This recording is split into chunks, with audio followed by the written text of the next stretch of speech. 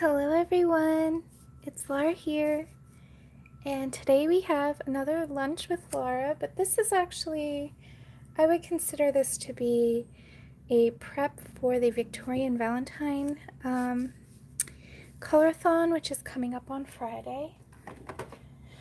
So let me just get out my watercolors. I thought today we would just do the background, and that way we can kind of just get ready to go right on Friday with the main portrait. So I'm just grabbing my watercolors. Hello everybody, welcome. Let me just get the chat open. That way if you guys say something, I can see it. Alright, hello, hi Shannon. Shannon, was I supposed to send you something? I feel like I forgot something. I hate that when that happens. Hi Christina. Alright, so I have some water from, was it last night when I was watercoloring? That's fine. Oh, I'm sorry. I feel like there was something I was forgetting. Oh, I gotta remember what I was supposed to do, but anyway. Yeah, yesterday was rough for me. I honestly didn't really do too much beyond sleep and work. Oh, that's right. That's right. I knew I was supposed to send you something. Okay, well, you got it. Hello. Hi, Pamela and Meredith. Hello, everybody. Okay, so today I just want to jump right on in. And this is a style that I've been using quite a lot. You can see some more paintings that I've done that are mixed media where I use watercolor in the background on my Instagram account, Doodle Fairy. I can put that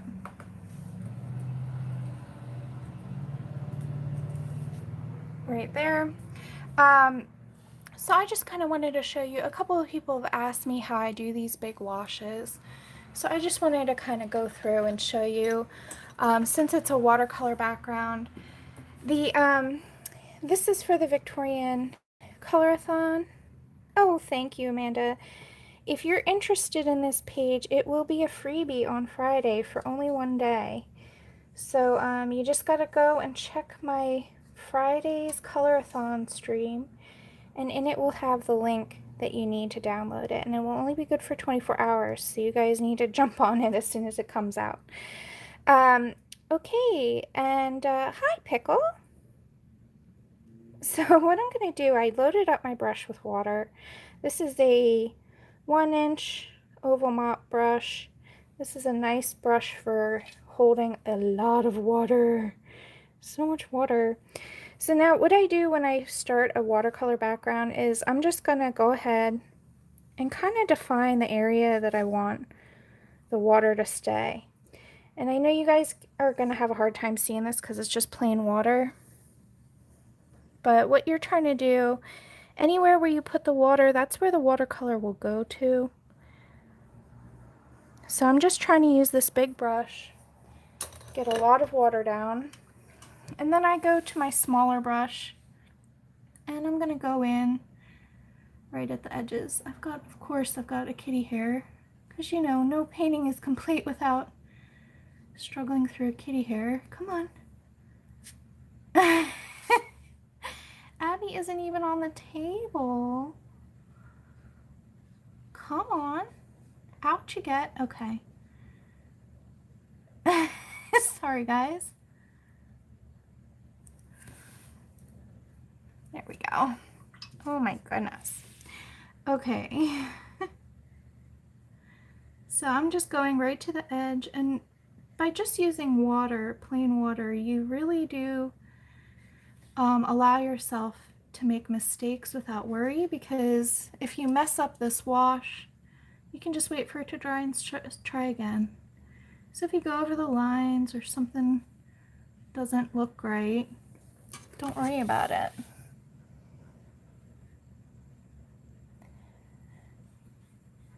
Alright, so we're just getting the paper wet. You have to work fairly quickly. You want the whole entire area, you want the background to stay wet. Now all these little fussy details, I'm just going to go right on over them. And whatever media we use for the face, we can just go over that. Alright. So I did a general circular shape. It's not a perfect circle. It's just sort of circle-ish. And now here comes the fun part. We're going to drop in color. So for this palette, I wanted it to feel like an old Victorian photograph, so I'm going to use only browns. But that's okay. I'm going to start out first with, this is called Brown Ochre. And this is my favorite part about these watercolor backgrounds, is dropping in the color onto a wet piece of paper. By pre-wetting it, it really does allow you to have a little more control over where it goes. I usually start out close to the face and work my way out. Again, for the same reason, if I make a mistake, it's really easy to correct right now. But once I get further along, it'll be harder to make those mistakes invisible. And trust me, I make mistakes all the time, so if you do too, you are not alone.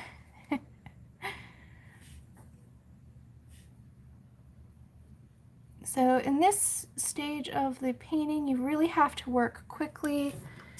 You want to start getting all of this wet wash completely covered. Now I'm not going to only use that color, but I wanted to use it consistently, at least around the face. And what I like to do to kind of keep the background feeling like it's continuing behind the character, I'm going to use that same color on the other side. So this is where I'm not as worried about being super precise. Her hair is going to blend right on in to some of this background color anyway.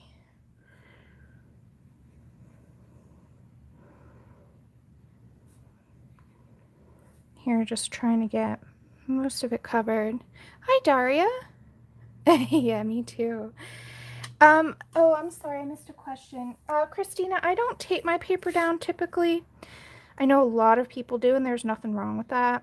I don't mind if it buckles, which is really the only reason why you tape. If the paper buckles and I'm finished it, typically I'll just flatten it out if it's really bad. But that's only if it's like gonna really bother me. Otherwise, I don't know. I don't mind that it buckles a little bit. And this paper is very, very heavyweight. This is Bristol. So it's not gonna buckle a whole lot. It's only buckled a little bit. Okay, so now I'm gonna go ahead. I love this color. I might just use it for the whole background, but let's see. Let's see what this color looks like. I drop it in. Yeah, so now I'm going to use some yellow ochre as well.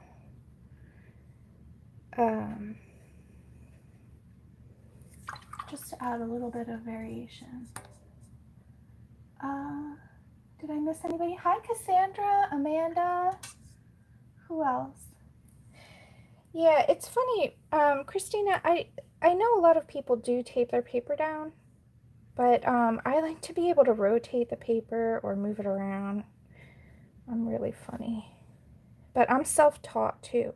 So all the things that I say on my channel could very well be the wrong way to do something. Thing is I just do it the way I'm happy doing it, and I don't really care what the rules are.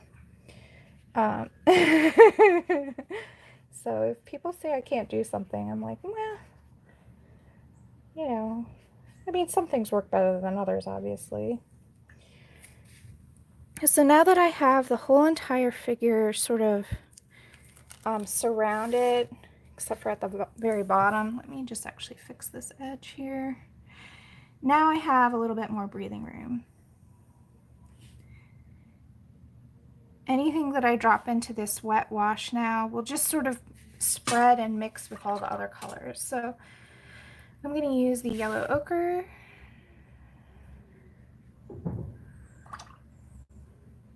And if it's not moving a whole lot, it's because there needs to be more water in the mix. So I'll just drop some pure water right in. And you can move it around with your brush. Really fun.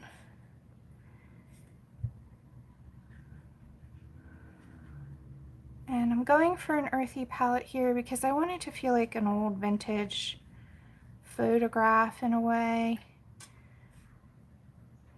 So I was thinking about doing her in like sepia tone, but then I don't know, because then I won't be able to show you guys another skin tone. It would be just all monochromatic. So I haven't really decided yet. But this will be the image that we do play with on Friday.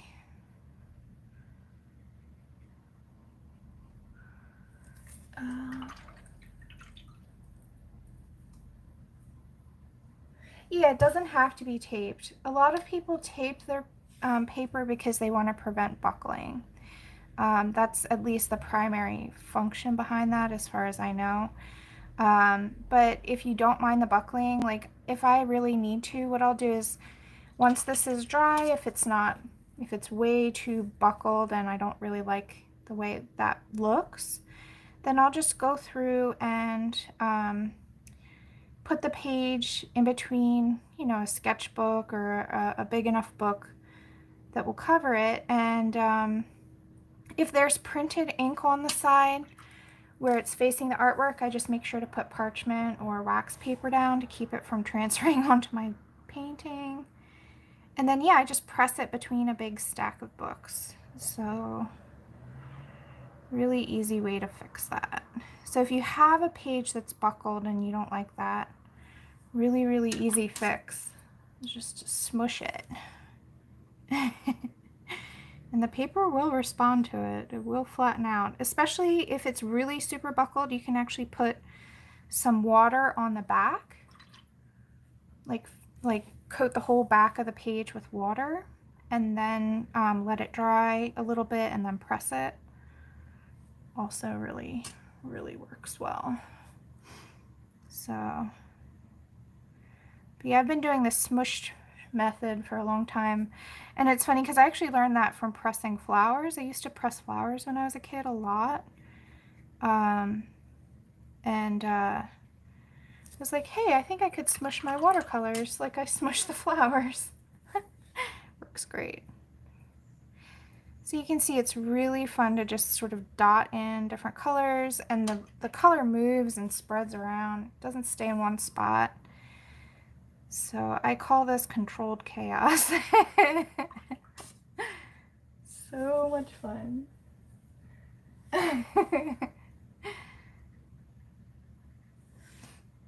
So I'm just working in both the brown ochre and the yellow ochre, just adding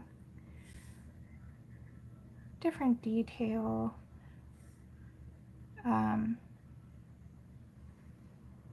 It's funny, once you get the main area down, yeah, it is. It's definitely controlled chaos. Once you get the main area down around the figure, it's really fun to then just kind of play.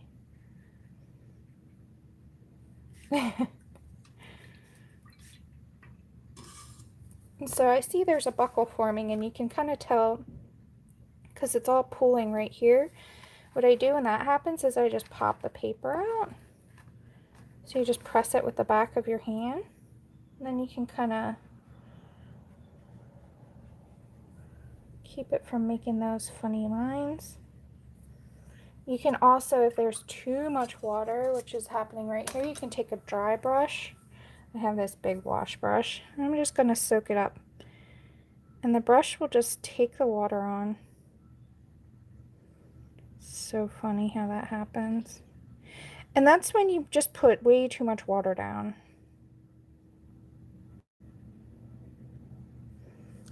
You can see it's sopping it up. Take more of it off.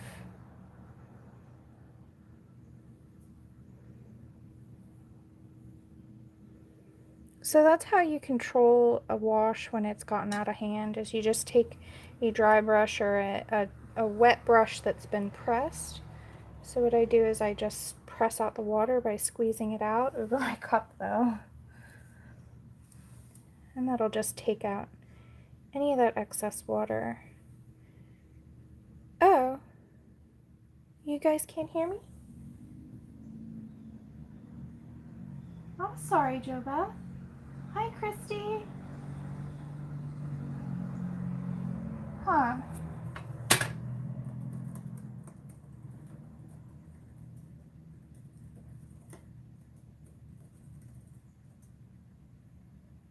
Oh, good. Okay. Yeah, I think maybe it just might be an issue with the YouTube app.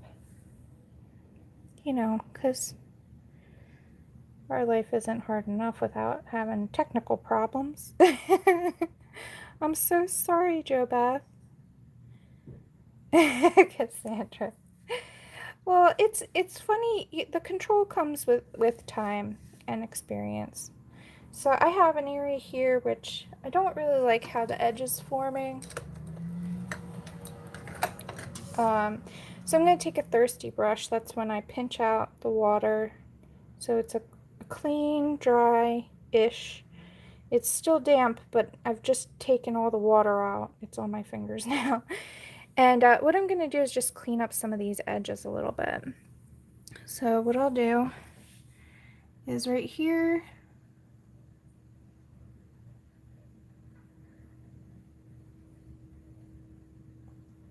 now it's okay to go over the lines. That's what's happening here. So I prefer, if I'm going to go over the lines, at least I want it to kind of be consistent. So I'm just going to carry that. Since that's a shadowy area anyway, totally okay. But I just don't want it to look funny, like it's a mistake. So I take my mistakes and I make them work for me.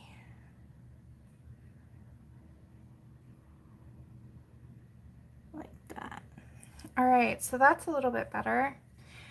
Now, as far as the face area, so I have an area here where it's not quite going to the edge. So I'm just going to gently push the pigment where I want it to go. This is again with a fairly dry, damp brush. It's like damp but not wet. Allows a lot more control in here in this little crevice. Okay, that's looking better. So there's a spot where I went over the lines right on the forehead. I can get rid of that when it's dry. Let's just, I'm just going to pull up a little bit more water. You can also use a paper towel for this. Here, I'll show you that method. Here we go. My paper towel from last night, which I didn't really even use. Here we go. So you can just fold it so you have a corner. And this is all just about water control. And you can just, while it's still wet, just dot out any areas where it's too dark or you don't want it to be that puddly.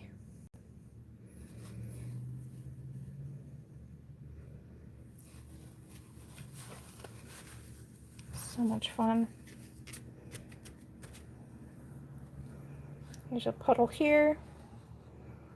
Just softening it, taking away some of the water. Okay, so this is still super wet. I don't know if you guys can see that, but it needs a little while to dry. So that's why I wanted to do this ahead of the actual stream, because I feel like that way we can get into the nitty-gritty of the portrait during the actual Color-A-Thon. There we go, just kind of fixing some washes that kind of went a little funny on me. So yeah, here's the time to kind of nitpick and check out things. Over here, oh, don't put your hand in it. It's okay. Luckily, this is a really splotchy background. It's meant to be, so if you put your hand in it, it's fine. Just smoothing out again. I went over the lines. It's totally okay. But just sort of softening that edge so it's easier to work with when it actually comes time to do the foreground.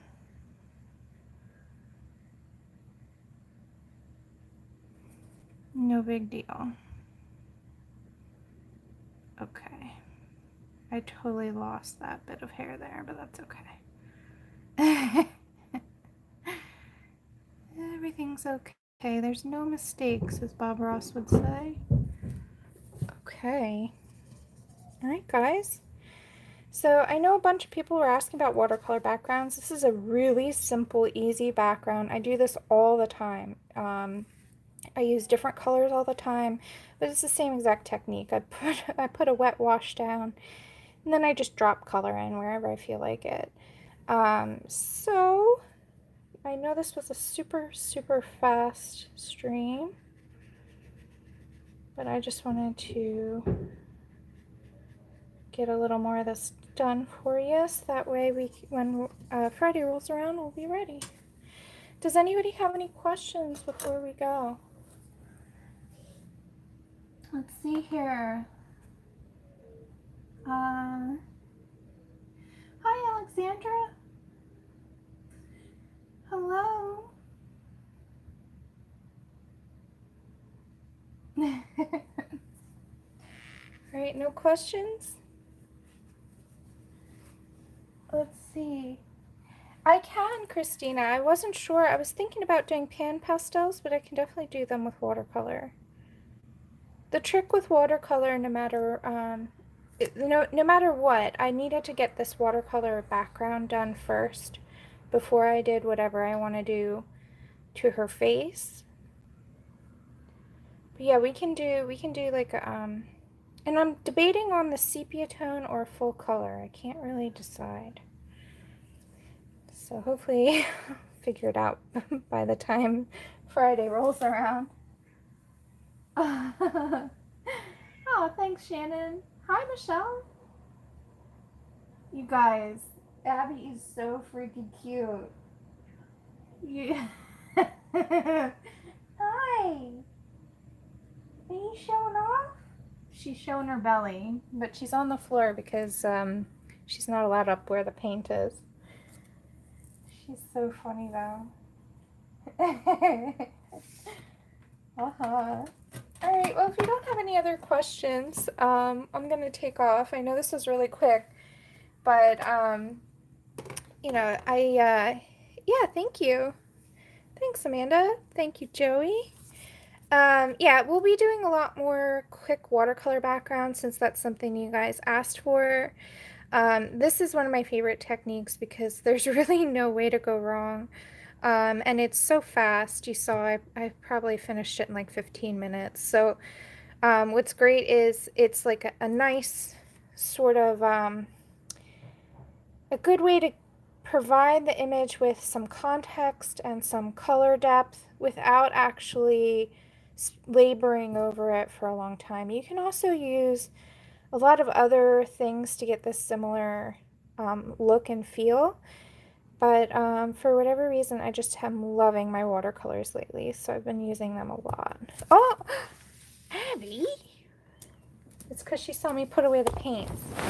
Hello! Hi! Well, good thing I moved it. All right, let me just move this out of the way, because Abby decided that she needs to show her bum again on camera, because it's not a complete video without Abby bum on it. Right, Ab? Yeah? Hi. Oh, okay. Here, let's raise you up so that way we can actually see you. Let's move that. Hi.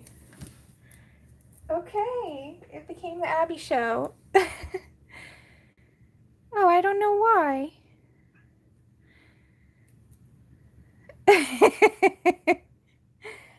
Aww.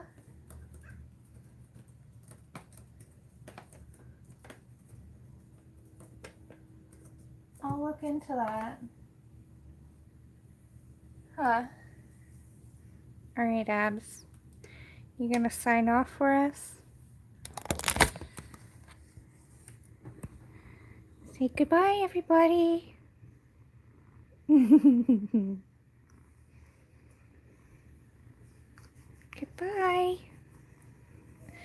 Alright, well, hopefully... Oh, yeah, me too. I love Abby so much. Well, hopefully Jo Beth can watch us on the replay. Thank you for everybody for the thumbs up and for watching and subscribing. And I'll see you guys on Friday. Say bye, Abby.